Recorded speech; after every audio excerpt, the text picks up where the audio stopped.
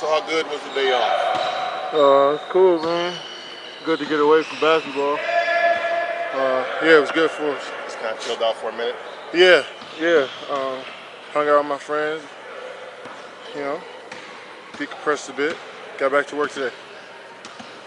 Did you watch any of the Christmas film Steve that evening? Nah, I didn't.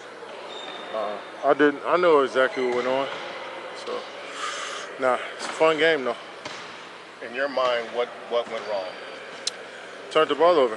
You know, I felt we had, I want to say, 10 to 12 points of transition where we could have had layups and we turned it over.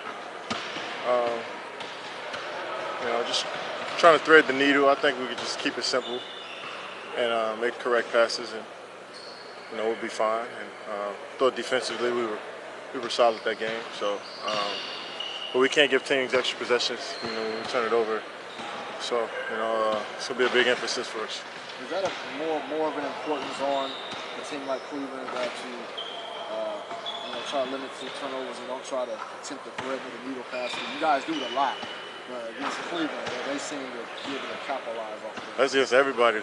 Every time we had high turnover games, we in a tight game or we lose. So that's just against every team, especially the good ones. Cleveland, so good. And getting the ball out in transition, finding shooters, so we don't want to unlock that part of the game for them, We'd rather get a shot up every time, but that's against every team. If we turn it over, we're going to have a tough time winning. How important we taking advantage of every opportunity for the game coming up on Monday?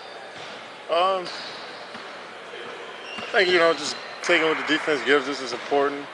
Just trying to find the right pass, find the right players. If they're open, just be aggressive. Let's play your game at the end of the day.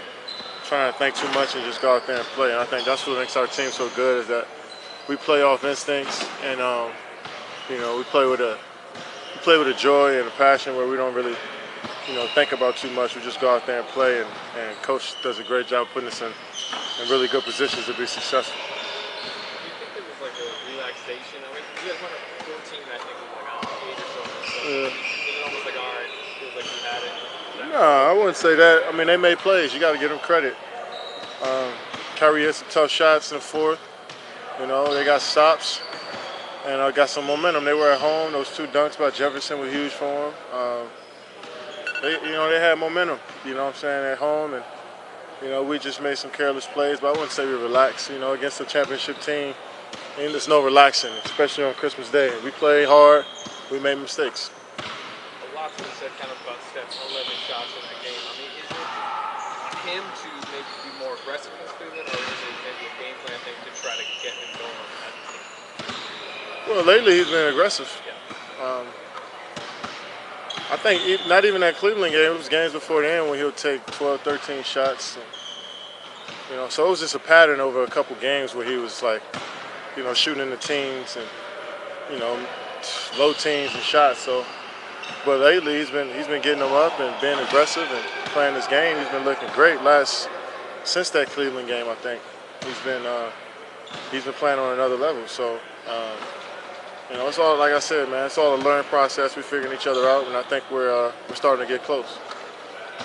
You guys going to come in, Cleveland won the first game. I'm talking about just the mental psyche standpoint. The fact that you guys will have 3 days off before that game. Cleveland hasn't practiced and had to practice in 2 weeks. Do you think that adds an extra incentive? No, it don't matter. You got veterans on the floor. They know how to play. When the lights come on, we know how to play. Practice is big, and we definitely need to get better. I'm sure both teams feel that way, but when you can't practice and when you have days off, you got to make it work.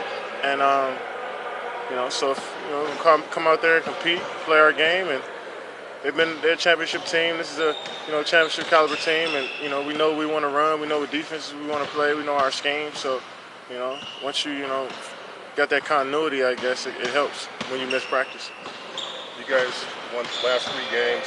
They were tight in the first half, and then third quarter, you guys basically have taken over the last 3 games. Yeah. What happens in that third quarter? What changes?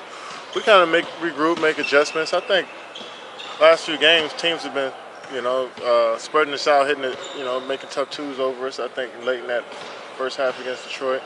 Marcus Morris made a couple tough twos. I think we would have busted the game open, but when guys make tough shots on us, we know it's going to be a tough night. But as the game goes on, your legs start to get a little heavy, and when we get out and run and we tire teams out, and I think that's what happened in the third quarter. The defense in each one of those games, you guys held those teams in the 20s and 30% in that third quarter.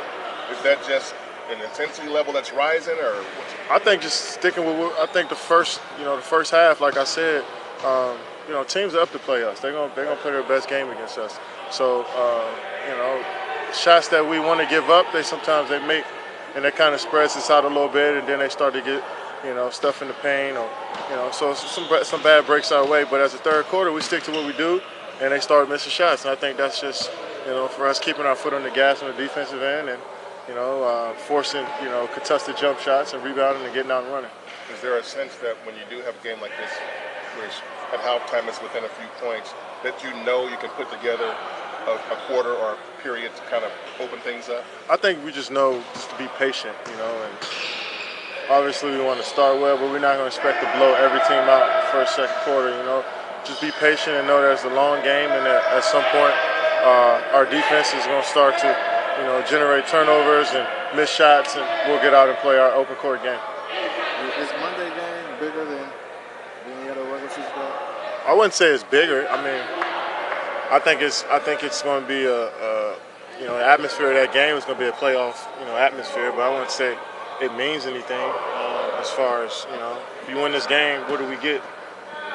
Both teams just trying to get better. Obviously, we want to win every game. But I think the thing we get out of these type of games is to see what we are, see what type of team we are, continue to just, find out, what we do and our identity, going forward, and, keep building. I think that's what both teams get out of, regular season games. Just keep building and trying to figure out, what type of team we're going to be later on in the season. You said before that it's hard for this league and these players to come up with a rivalry because you guys are so close. I didn't say that. How'd you say it? I don't want to put words in your mouth. How'd you say it? I said when players move around, coaches move around, the rivalries kind of die out because the same players are not on the team for a long time. Okay, fair. Would you classify this as a full-blown? Yeah, I think so. I know with the addition of, I'm new here, but for the most part, the guys that last two finals have been playing against each other for a while, from Steph to LeBron to Clay to Shumpert, J.R. Smith, Kyrie, Draymond. So it's a group of players that are familiar with each other, in this rivalry, I guess. But yeah, it's good for our game, and it's good for competition, and it should be fun.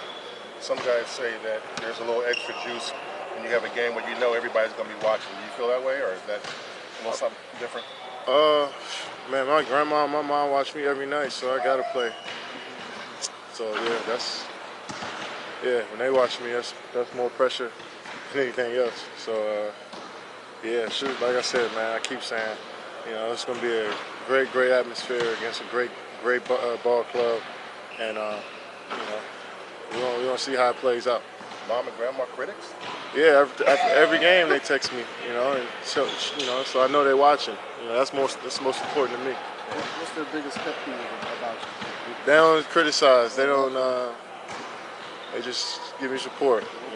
But they can see when my mom would call me and ask me what's going on here and there. But for the most part, they support me. So that's all that matters. Can she tell when you're not right? Yeah. She birthed me, man. Of course, she can tell when I'm not right. Yeah. But luckily, it doesn't happen so often when she calls me and ask me what's going on. So I guess it's a good thing. Thanks, Kevin. All right.